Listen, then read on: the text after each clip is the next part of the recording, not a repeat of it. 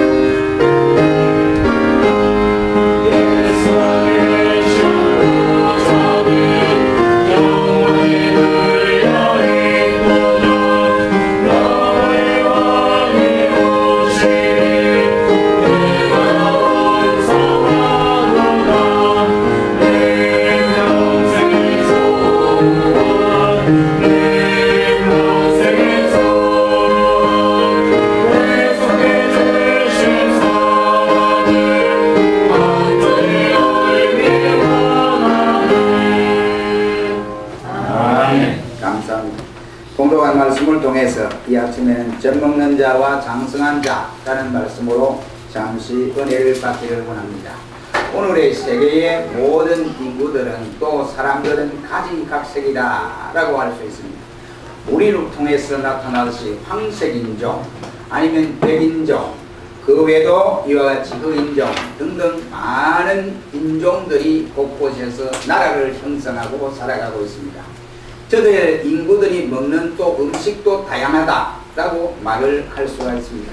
오늘 본문에 말하기를 단단한 음식 아니면 어린아이가 먹는 음식이라는 말로 표현하고 있는 모습에서 우리는 각 나라의 음식들이 다르다 하는 것을 볼 수 있습니다. 중국에는 주로 이와 같이 돼지고기 기름이나 양파를 많이 사용하죠.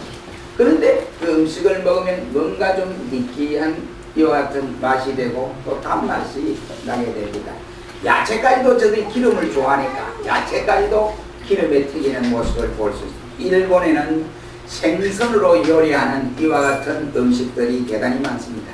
그래서 외국 사람들이 일본을 비판하기를 저들은 바로 날 것을 좋아하는 원시인들이다 이렇게 표현을 하기도 합니다. 중동에 가면 향기 나는 이 향내 나는 음식들이 주로 있습니다. 그 음식들의 조미료를 섞여서 구운 케찹이라든지 양고기 같은 것은 정말로 일품 중의 일품이다 라고 할 수 있습니다. 또 서양의 요리면 다른 것이 들어가는 것이 아니라 버터, 치즈라고 할 수 있습니다. 저들은 버터 치즈를 안 넣는 곳이 없습니다. 그것이 넣어야 음식의 맛이 있다라고 말을 합니다. 그리고 우리 한국의 음식은 짜고 매운 것이 특징입니다. 그래서 고춧가루를, 매운 고춧가루를 넣고 또 그게 모자라서 마늘도 매운 마늘을 넣습니다. 그래서 먹을 때 얼큰해야 이야 이 집 음식 참 맛있다 라고 이렇게 표현을 하고 있습니다. 제가 이 시간에 이 음식 문제를 논하기 위해서 말씀한 것이 아닙니다. 오늘 본문 말씀에 보면 음식에 언급하고 있기 때문에 어떤 음식을 먹는 사람이냐에 따라서 이 세상에는 두 종류로 나누어지고 있다 하는 것입니다. 하나는 단단한 음식을 먹지 못하는 이와 같은 아이들, 다시 말해서 젖을 먹는 자와 다른 하나는 단단한 음식을 잘 먹는 사람, 장성한 사람을 말씀하고 있습니다. 젖을 먹는 자는 한마디로 말하면 어린아이고 단단한 음식을 먹는 사람은 장성한 어른이라고 이렇게 보면 될 것입니다. 그러면 도대체 어린아이는 누구고 장성한 사람은 누구냐? 이겁니다. 그래서 이것을 어떻게 우리가 구분하느냐? 우리 스스로를 이 시간 다시 한번 되돌아보면서 나는 어디에 분류에 속할까 하는 것입니다. 첫째는 먹는 음식에 따라서 이렇게 구분이 가능하다 이런 말입니다.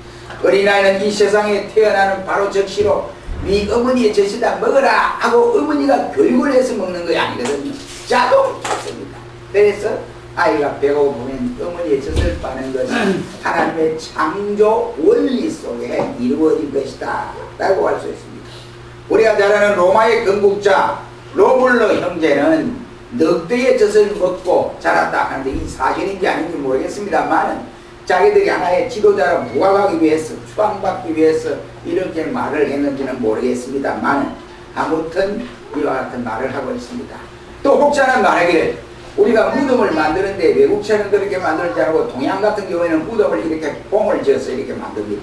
요즘은 이제 선진 사회, 서양 사회가 문화가 들어와서 이제 그렇게 하잖아요. 그냥 편편하게 이렇게 하는 경우도 있고 여러 가지 방법이 있습니다만 그 동양 사회는 이 무덤을 만드는데 봉을 지어 만든다 이 말이에요. 왜 그럴까? 그 사람이 책을 쓰는데 보니까 그러나 왜 그럴까? 우리가 어릴 때부터 어머니 젖을 너무 사랑하기 때문에 어머니가 돌아가셔도 어머니 젖처럼 무덤을 이렇게 봉으로 만들다 이렇게 합니다. 그러나 너무 학설이 맞는지 안 맞는지 전혀 알 길이 없습니다. 아무튼 그렇게 주장을 하는 사람도 있습니다. 우리 어린아이는 일정한 기간 동안에 젖을 먹고 나면 점차적으로 이유식이나 영양식품, 어린들이 먹는 식품을 바꿔서 먹을 수 있습니다. 그래야만 적절한 영양을 섭취하고 성장 과정도 잘 성장이 되고 몸무게도 늘어나고 그게 성장할 수 있습니다. 히브리 기자는 오늘 본문에서 말하기를 신앙생활을 이 어린 아이와 어른에 비유해서 말씀을 하면서 먹는 음식을 가지고 비유의 말씀으로 하고 있음을 볼 수 있습니다. 오늘 본문은 말하기를 너희가 젖이나 먹고 단단한 식물을 못 먹을 자가 되었도다 라고 말씀을 함으로써 젖 먹는 어린아이에 대해서 말씀을 하고 있습니다. 젖 먹는 어린아이는 특징이 있는데 그 중에 특징은 철저하게 수동적이다 라고 하는 사실입니다. 어린아이는 젖을 주어야 먹고 주지 않으면 안 먹습니다. 그래서 빽빽 울지요. 교회 안에도 똑같은 원리다 이 말이에요. 교회에도 교인들 가운데 수동적인 교인이 있다 이런 말입니다. 그저 교회에 나와야 된다 라고 몇 번이고 전화를 하고 앙달을 뿌리고 그래야 겨우 한번 얼굴을 살짝 보여주고 또 안 그러면 또 막 그냥 안 나오시는 분이 있습니다. 성경을 읽어야 한다. 오늘 이 시대는 마지막 시대를 달려간다. 우리가 성경을 끼고 교회를 올 수 있는 것이 행복한 일이다. 그러나 마지막 시대에 바로 우리는 성경을 끼고 교회를 올 수 없는 그 시대가 분명히 오고 있다. 그러니 그 시대를 대비해서 우리는 성경을 많이 봐야 된다. 그러면 그 순간에는 성경을 조금 보다 그만 광고하지 않고 뭐 또 그러면 또 의야무야 하고 버리고 맙니다. 그 외에도 기도해야 된다. 이러면 강조기간엔 조금 하다가 안 합니다. 전도를 해야 된다 하고 하면 그 기간엔 조금 하다가 하지를 않는 경우들을 볼 수 있습니다. 그래서 초신자, 다시 말해서 어린아이 신자는 수동적이다. 이런 거예요. 두 번째는 어린아이는 보채고 울기를 좋아하게 됩니다. 조금만 자기 마음에 들면은 몇 시간이고 간에 칭얼거리고 또 울기도 하고 또 울다가 갑자기 웃기도 하고 이런 아이가 바로 어린아이입니다. 그러다가 젖을 물리거나 장난감을 주면 재미있게 또 놀기도 합니다. 또 이와 같이 손님이 와서도 뭐 손님 그거 생각하지 않습니다. 어머니 아버지는 손님한테 저쪽에 해야 된다, 울지 마라 뭐 이래 소용없이 자기 하고 싶은 대로 다 해야 되는 것이 어린아이다 이런 말. 그래서 어린아이를 일러서 우리는 말하기를 바로 이 철이 없다 이런 말까지 나오게 되었습니다. 아무튼 이 어린아이는 보채고 울기를 잘합니다. 그리고 어린아이의 특징은 이해와 판단력이 없다 이런 거예요. 어린아이는 아무리 가르쳐주고 알려줘도 잘 깨닫지를 못합니다. 조용히 해야 할 때 떠들어대기도 하고 별의별 짓을 다 합니다. 그러한 것이 바로 어린아이다. 우리가 이와 같이 어린아이의 신앙을 가지면 설교 말씀을 들어도 그 말씀이 뭔지 모릅니다. 물론 초신자야 의외이지요. 예수를 믿고 바로 3년 이상 된 사람 가운데 이 무슨 말씀인지 전혀 모른다. 성경 말씀을 봐도 이 말씀이 뭔지 모르겠다. 이런 게 어린아이. 제가 이 문에 있을 때 보니까 그러다 이 불교 이 백마사관이 그 경내 안에 불교 절은 없었어요. 절은 없으니까 여기 고봉산 그 안테나 세워놓은 거기에 절이 있어요.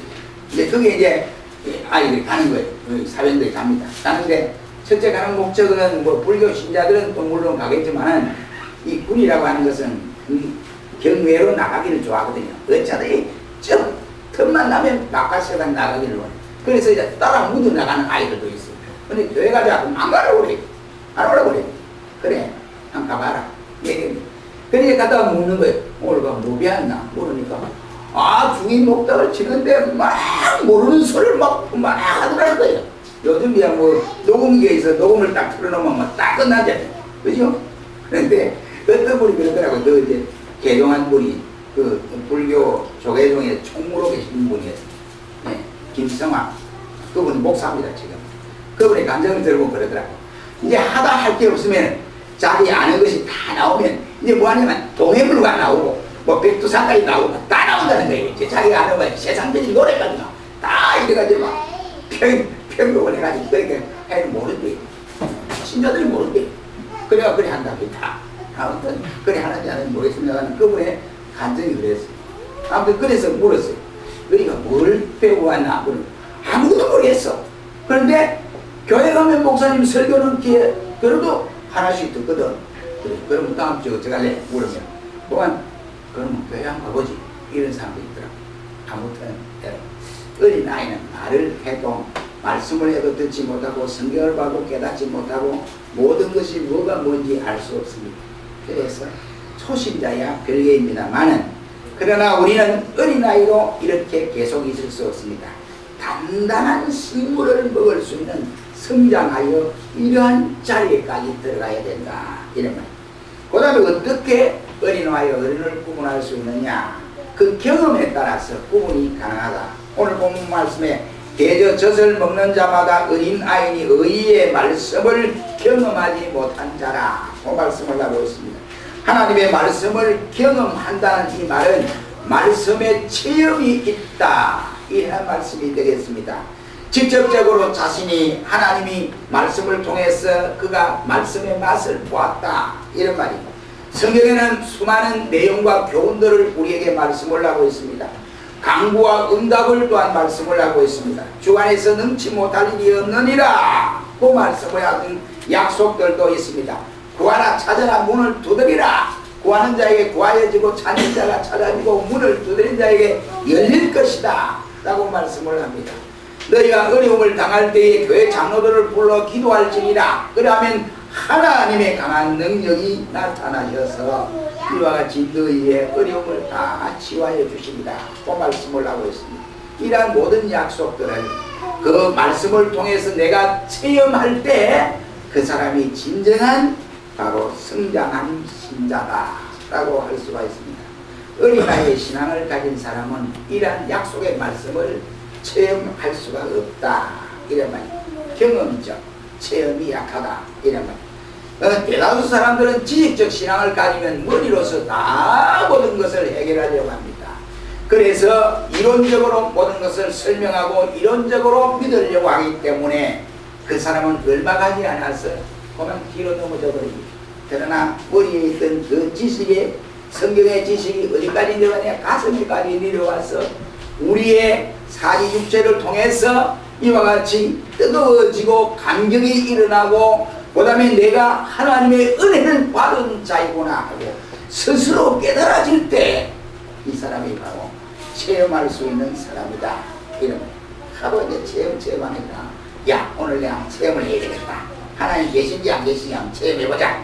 그러면 기도 한번 해보자. 기도해가지고 하나님이 내 기도하는 순간에 막 내 눈앞에서 불이 번쩍번쩍하면 이야 하나님 계시고 불도 번쩍번쩍하고 아무 그 징조가 안 나타나다. 그럼 하나님 안 계시구나. 이것이 아닙니다. 여기 체험하는 말은 우리가 뭐 이상적으로 이렇게 나타나는 그것도 중요하지만 그렇게 하는 것이 아니고 예수 그리스도의 은혜가 내 심령을 강타해라. 하나님의 은혜로 내가 구원받았다. 죽을 수밖에 없는 나를 예수님의 은혜로 구원받게 해주시니 너무너무 감사하다. 이 감격이 가슴에서 터져나와야 된다. 그게 바로 체험하는 사람입니다. 어릴 때부터 민민하게 단조롭게 그리고 신앙생활을 해왔는 사람들은 결정적인 믿음의 체험이 약하게 됩니다. 우리는 여기에서 뭐 불이 떨어지고 어떠한 현상이 생기고 가슴이 뜨거워지고 이러한 것을 말하는 것이 아닙니다. 그러나 적어도 내 심령 깊은 곳에 내 영혼의 거룩한 곳에서 솟구쳐 나오는 구원의 감격, 구원의 이 은혜, 사랑의 예수님 사랑의 뜨거움을 간직해야 된다. 이러면 느낄 수 있어요. 모세는 떨기나무가 타오르는 호렙산에서 이러한 역사가 일어났습니다. 사무엘에게는 성경에서 부르는 하나님의 음성이 있었습니다. 기도의 바로 영웅, 그 사사시대의 영웅이라고 하던 기도원도 바로 오보라의 타당마당에서 바로 기사와 이적을 체험한 일이 있었습니다. 이사야 선지자는 성전 제단의 수포의 환상을 보았습니다. 베드로 사도는 갈릴리 바다에서 소명의식을 분명히 받았습니다. 사울은 바로 바울로 배종된 사람인데 이 바울은 다메섹 도상에서 부활하신 주님을 만나는 부르심의 계기가 있었습니다. 그렇다면 우리는 언제 어디에서 부르심을 받았습니까? 어떻게 내가 거듭을 났느냐, 내가 어떻게 거듭난 체험을 했느냐 하는 것입니다. 물론 이러한 장소, 이러한 체험의 날짜를 알 수도 있고 모를 수도 있습니다. 중요한 것은 내가 날짜를 아는 것이다. 이것이 중요한 것이 아니에요. 내 가슴 속에서 분명한 예수의 사랑이 넘치고 있느냐, 내가 예수를 만나느냐 하는 이 체험의 역사라고 말할 수 있습니다. 일본의 어느 동네에 세 사람의 교인이 출석을 합니다. 교인이 세 사람이, 그 중에 이 청년은 이와 같이 혈액에 걸려서 삼깁니다. 혈액 삼기면 다 봐야죠. 그런데 혈액 삼길 때 이 청년이 세 사람 교인 가운데 목사님이 세 사람 놓고 설교를 하는 거예요. 그런데 이 혈액 걸린 이 청년이 새벽 기도로부터 시작해서 목사님 설교하면 설교 말씀하셔 아멘으로 그냥 가슴에 자고 받아들여요.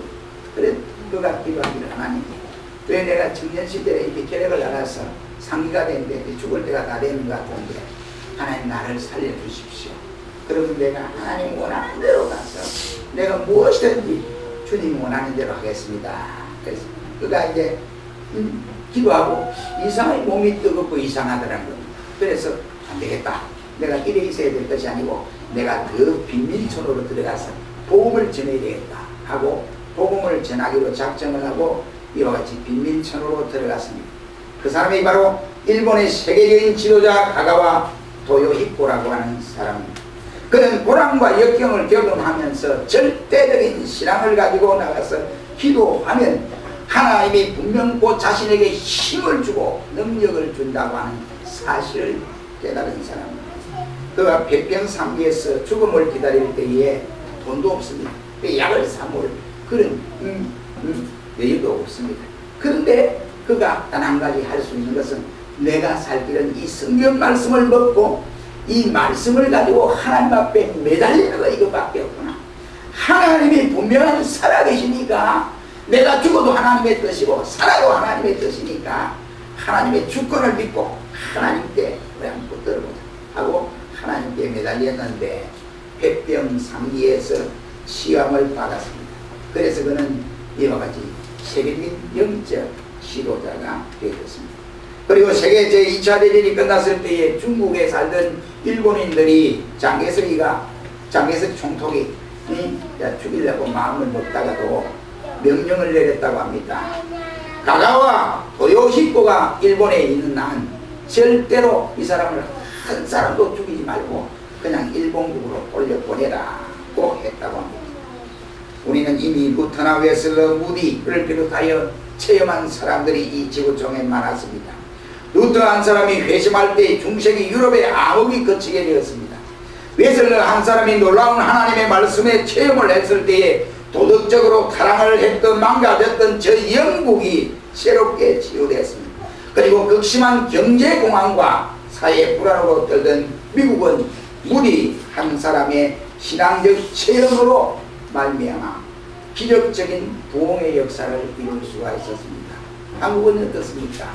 우리가 앞서간 주기철 소장은 이러한 순교자의 피의 은혜로 우리는 이렇게 교회가 부흥되고 잘 사는 나라가 될 수 있습니다.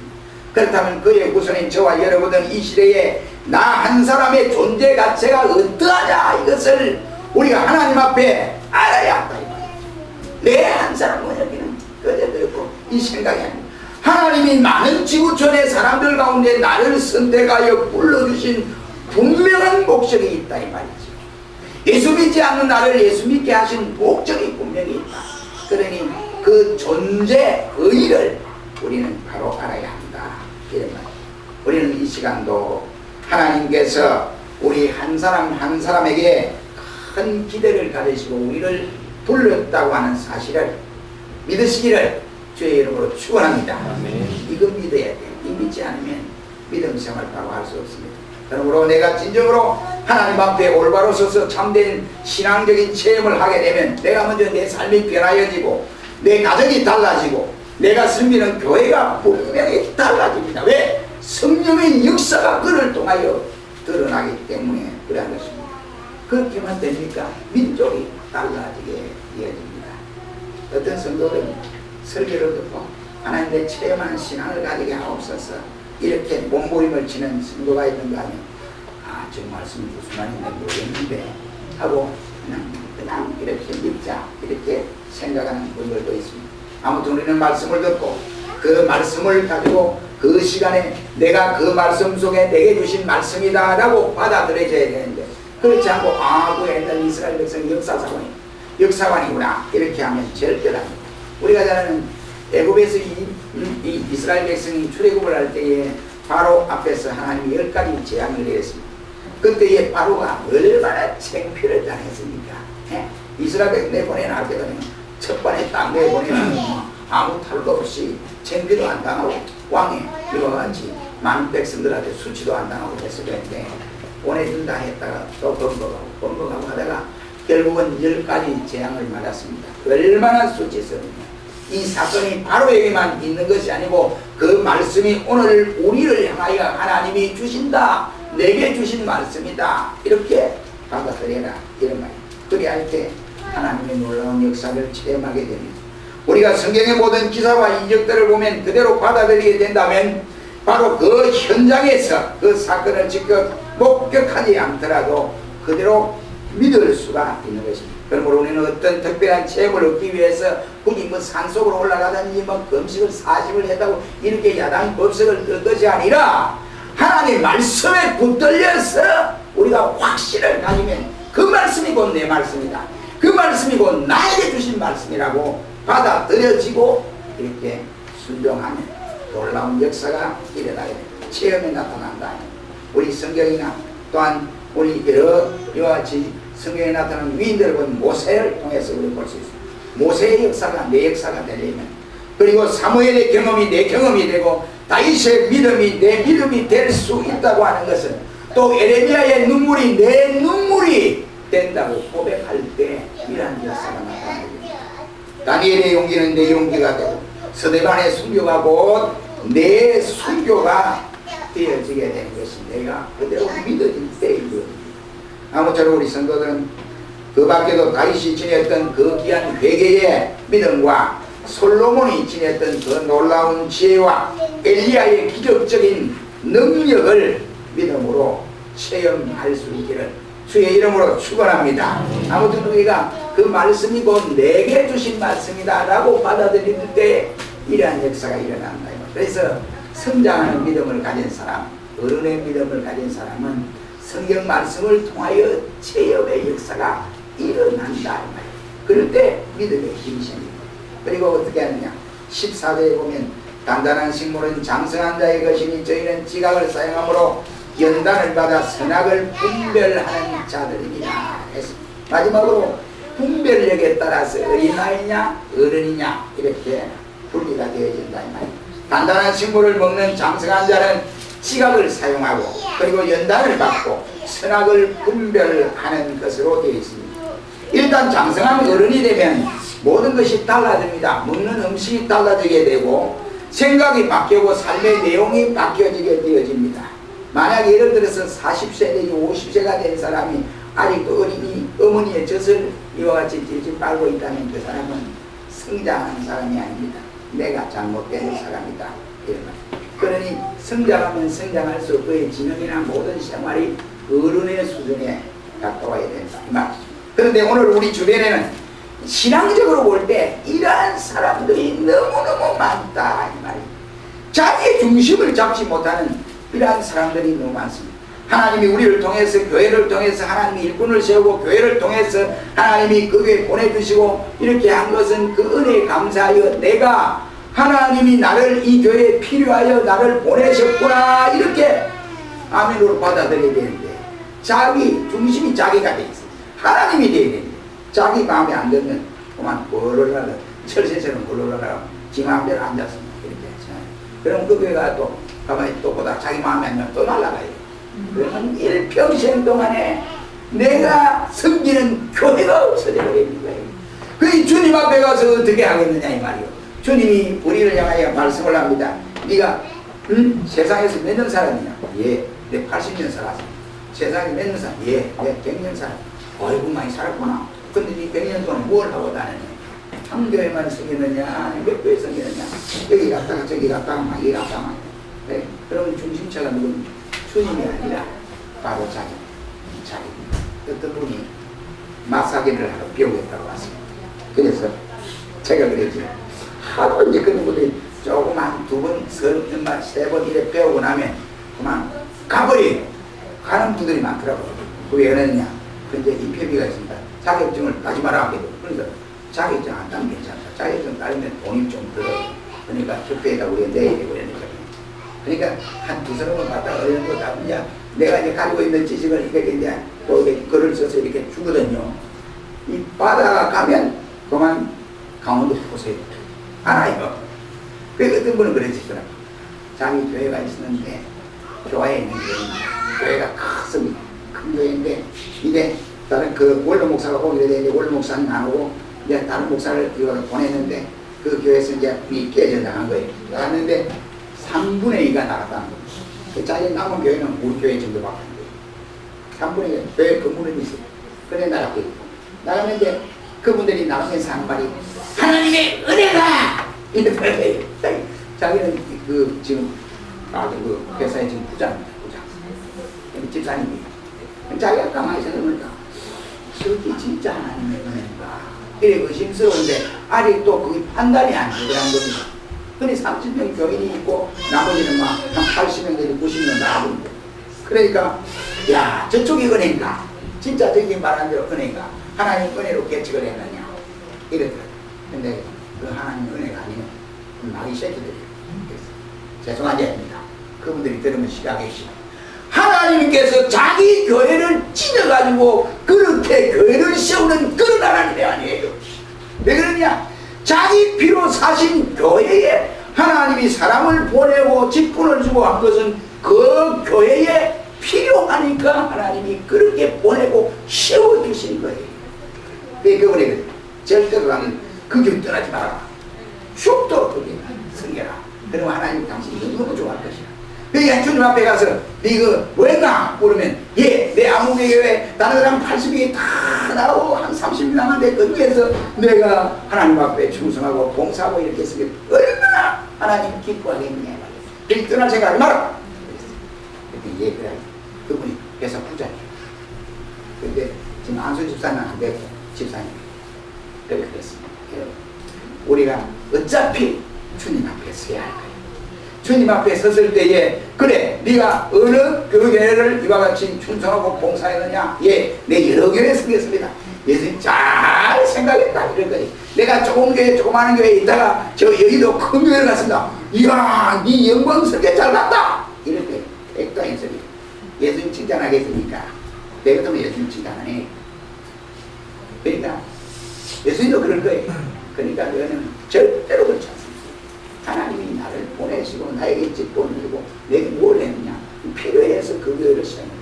그럼 우리 주님 앞에 가서 이제 너 뭐 했느냐 이렇게 질문을 거거든요.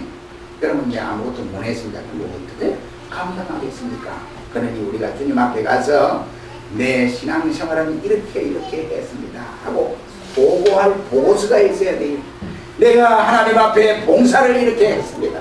희생을 이렇게 했습니다. 내가 전도를 이렇게 했습니다. 내가 기도생활을 이렇게 했습니다 하고 내놓을 것이 있어야 되는데 예수 믿은 지는 30, 40년 다 돼가면서 권사가 되고 이렇게 이제 연세가 많아서 주님 앞에 가실 때 한 것이 없어요. 뭐 있어야 뭐 해놓고 있지. 큰일 아니고 출석을 잘했느냐? 이때 가고 싶으면 가고 가겠으면 가고 되겠습니까? 사랑하는 성도 여러분, 하루에도 무슨 일이 우리 앞에 일어나야지 우리는 불확실한 시대에 살아가고 있습니다.